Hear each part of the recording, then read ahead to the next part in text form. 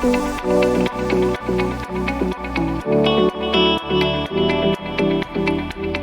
everyone, first and foremost I wanted to say what a pleasure it is to be speaking at the RevTech Summit this year. There's obviously some fantastic speakers that you'll be getting to hear from, so it's a real pleasure to be amongst those. I appreciate you all taking the time. My name is Lewis Worlidge. I'm the Global VP of Sales here at SalesScreen. We're a sales and motivation company, so we specialise in creating systems and processes and tools to enable sellers to get to goal through gamification, through motivation. Today I wanted to talk to you about sales automation, and I wanted to talk a little bit about the other side of sales automation. Obviously we talk a lot about actually creating processes and structures that are really scalable. We always want and desire to have processes that are automated and consistent, and that's something that's obviously very important for sales leaders. But I think there's another side to things, which is how sales automation can impact the seller themselves. And I talk about this a little bit as the crisis of the seller. The more and more we get closer to a world of automation, the further and further we potentially can get from the human element of sales. So to give you a little bit of background on my experience, I don't want to kind of come across as the guy that hates automation. I've scaled teams from 10 million to 100 million. I'm currently the global VP of sales, as I said, at SalesScreen. We are very, very focused on creating systems and processes that enable us to grow quickly and to scale. I just want to make sure when I think about how my team scales, I always want to be thinking about the other side of that, which is the potential negative impact that it can have as well. We live in a world where as sales leaders, we have a lot of choice, quite a lot in fact. There are so many different ways that we can build out our tech stack. We've got prospecting tools, conversation intelligence, data intelligence, marketing automation, CPQ, CRM. The list is endless. We are generally really well catered for. We're big proponents of using G2. We're listed on there. We're like a leader in our industry. But there is an awful lot of information on there. We have like 10,000 sales tools, 10,000 plus, and we have 60 plus sales tool categories. And it can even be a little bit overwhelming, but ultimately it's great for us to have so much choice so we can build out processes and systems that really align closely with our goals and create an ivory castle of the perfect process so we can stand there and admire our work. But what we do, we go to work, we build out that perfect system and set of processes for our sales team. We put a lot of time and care into it, and we build our tech stack with the end goal of efficiency, automation, and scalability. And as much as we can, we simplify, but generally, we ultimately create a complex web of tools that are working together to create something repeatable in terms of a sales motion. But there is something that this also does in terms of actually the negative impact that it can have, and what I'm talking about is the impact that it can have on your sales reps. It takes out the human element, and so we end up being in a position where ultimately what we're doing is we're creating a much more robotic sales process. So what can we do?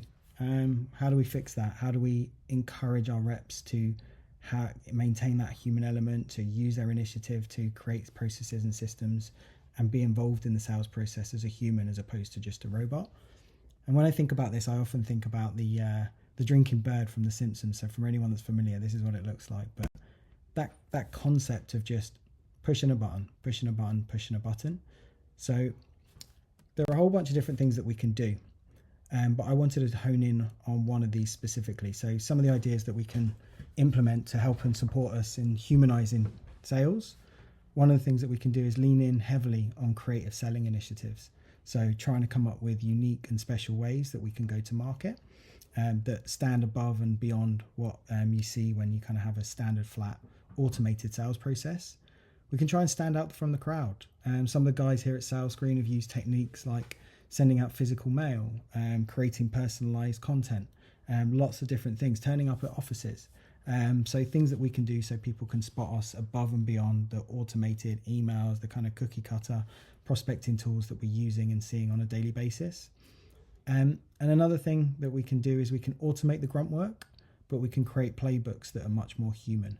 So we use the automation in the areas where it should be used just to save us time and be efficient, but we maintain that human element, we maintain that personal touch that only can come from a person actually thinking and really kind of giving some care and attention to the prospect they're targeting. And then the other big part, which is something that's close to my heart in terms of the industry I work in, is motivation. it's about making and empowering sales folk to feel like they can do more than just ultimately follow a process. So it's about embracing creativity, and it's about trying different things that are really going to grab people's attention. And this is the thing that I wanted to talk to you guys about today. So the motivation gap. We do a lot of studies. We're a big proponent of culture, and we're a big proponent of like how you motivate employees in the best possible way. And in one of those studies, one of the things that we found was that there is something what we call the motivation gap. There is a difference between how managers feel that they recognize their employees and they motivate them compared to how much reps feel that they're being motivated by their managers. So what we found is 76% of managers felt that they know how to motivate their team, but only 40% of reps reciprocated that feeling that their manager understood how to motivate them. So there's a big differential there, and that means there's a big group of people that feel they're not being pushed and motivated in the right way to do the best job they possibly can. And when we think about motivation, we think of it, we're a gamification company, so we think of this in terms of player types. Every sales team has different types of personalities and characters within it that make it up and make up its DNA. And the way that we kind of think of this is similar to a lot of the different kind of character profiles that you can actually see in different types of personality profiling. We use Bartle's player types, and Dr. Richard Bartle is a professor that studied different types of players within games, and the types of players that he found are killers, people that go straight in there, they go and find a target, they hit that target, they exceed it. Achievers are people that like to win trophies and kind of like to sit atop of leaderboards. Then there are explorers, people that kind of like to play certain types of video games where they can just go around, explore, find golden eggs. And then there's the socialites, and the socialites are the people that like to succeed as a team.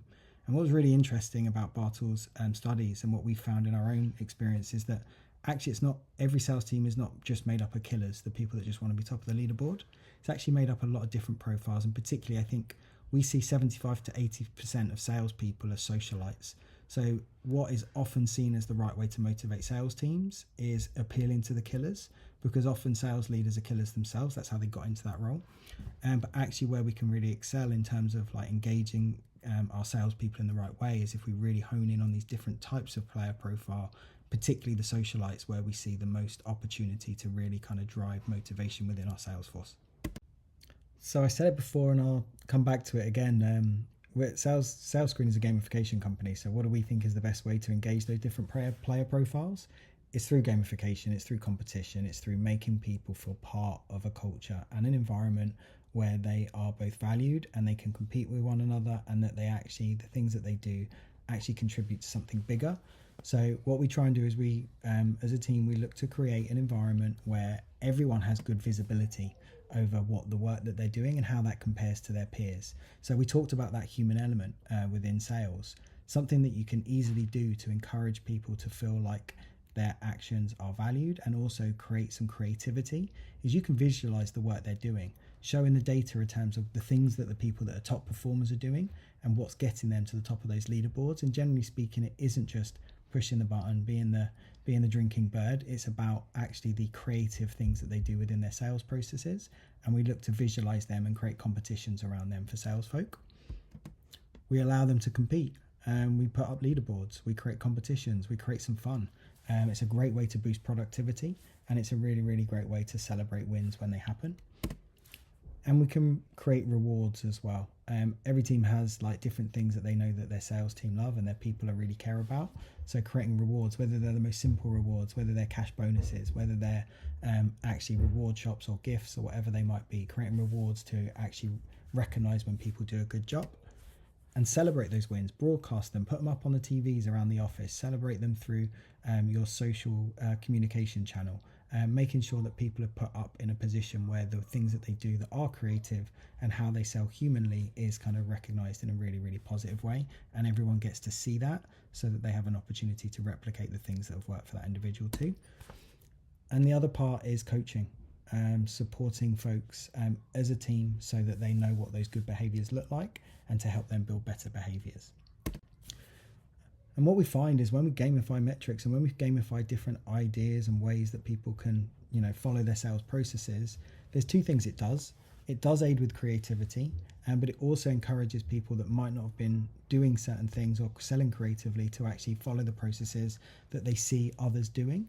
And the other thing it does is for anyone, if you're thinking about motivation, a great analogy is always thinking about this kind of like a Duolingo or an Apple Fit, an Apple Watch, where you're trying to close circles.